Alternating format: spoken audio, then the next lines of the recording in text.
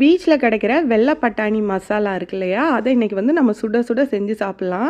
நான் வந்து 1 கப் அளவுக்கு வெள்ளை பட்டாணியை எடுத்து நல்லா 10 மணி நேரம் ஊற வச்சு எடுத்திருக்கேன். ஊற வச்ச பட்டாணி கூட உப்பு, மஞ்சள் தூள், தண்ணி சேர்த்து நல்லா அவிய வச்சு எடுத்துக்கலாங்க. இப்போ நம்ம பட்டாணியை வச்சுருந்தோம் இல்லையா, அந்த தண்ணியும் வேஸ்ட் பண்ணிடாமல் அதையும் எடுத்து வச்சுக்கோங்க. இப்போ தேவையானது எல்லாத்தையும் நம்ம வந்து அரைச்சிக்கலாம்.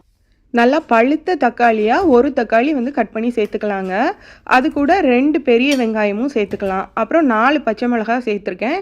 இது கூட 1 டீஸ்பூன் வந்து இஞ்சி பூண்டு பேஸ்ட்டும் சேர்த்து நல்லா அரைச்சி எடுத்துக்கலாம். நல்ல ஒரு ஹெவி பாட்டம் பேன் எடுத்துகிட்டு அதில் 3 டேபிள் ஸ்பூன் எண்ணெய் சேர்த்துட்டு அரைச்சி வச்சுருந்தோம் இல்லையா, அதை சேர்த்து ஒரு 10 நிமிஷம் மீடியம் ஃப்ளேமில் குக் பண்ணி எடுத்துக்கலாங்க.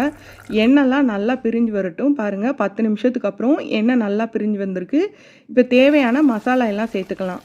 ஃப்ளேமை நல்லா கம்மி பண்ணி வச்சுட்டு 1 டேபிள் ஸ்பூன் குழம்பு மிளகாத்தூள் சேர்த்துருக்கேன். அது இல்லைன்னா 1 டேபிள் ஸ்பூன் கொத்தமல்லி தூள் சேர்த்துக்கோங்க. அப்புறம் காரத்துக்கு தகுந்த மாதிரி சில்லி பவுடர் சேர்த்துக்கோங்க. நான் வந்து 1 டேபிள் ஸ்பூன் அளவுக்கு சில்லி பவுடர் சேர்த்துருக்கேன். இது கூட அரை டீஸ்பூன் அளவுக்கு நம்ம கரம் மசாலா தூள் சேர்த்துட்டு தேவையான அளவுக்கு உப்பு சேர்த்துக்கலாம். அது கூட அரை கப் அளவுக்கு தண்ணியை சேர்த்து எல்லாத்தையும் கலந்து விட்டுடலாம். நம்ம சுண்டல் அவிய வைக்கும் போது ஏற்கனவே உப்பு சேர்த்துருக்கோம், அதனால் பார்த்து உப்பு சேர்த்துக்கோங்க. நம்ம பட்டாணி அவிச்சோம் இல்லையா, அந்த தண்ணி சேர்த்துட்டு அது கூட மல்லி, புதினா, அப்புறமா அரை ஸ்பூன் அளவுக்கு கறி மசாலா தூளும் சேர்த்து 15 நிமிஷம் நல்லா லோ ஃப்ளேமில் பச்சை வாசனை போகிற அளவுக்கு குக் பண்ணிக்கலாம். இது கூட அவிச்ச வெள்ளை பட்டாணியும் சேர்த்துட்டு நல்லா மிக்ஸ் பண்ணிக்கலாம். அப்புறம் ஒரு அரை ஸ்பூன் அளவுக்கு சுகர் சேர்த்துக்கலாங்க. உப்பு, புளிப்பு, காரம் எல்லாம் பேலன்ஸ் ஆகி நல்ல டேஸ்ட்டில் வரும். இதையும் ஒரு 10 நிமிஷம் குக் பண்ணிட்டோன்னா சூப்பரான பீச் ஸ்டைல் பட்டாணி மசாலா வந்து ரெடி ஆயிருங்க. செம்மையாக இருக்கும். கண்டிப்பாக ட்ரை பண்ணி பாருங்கள், ரொம்பவே அருமையாக இருக்குங்க.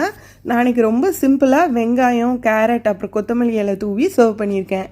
உங்களுக்கு வேணும்னா கார்ன்ஃப்ளேக்ஸ் இல்லாட்டா பானிபூரி கூட ஃப்ரை பண்ணி இது மேலே வந்து தூவி சாப்பிட்லாங்க. ரொம்ப அருமையாக இருக்கும். உங்களுக்கு பிடிச்ச மாதிரி சாப்பிடுங்க. பாய்.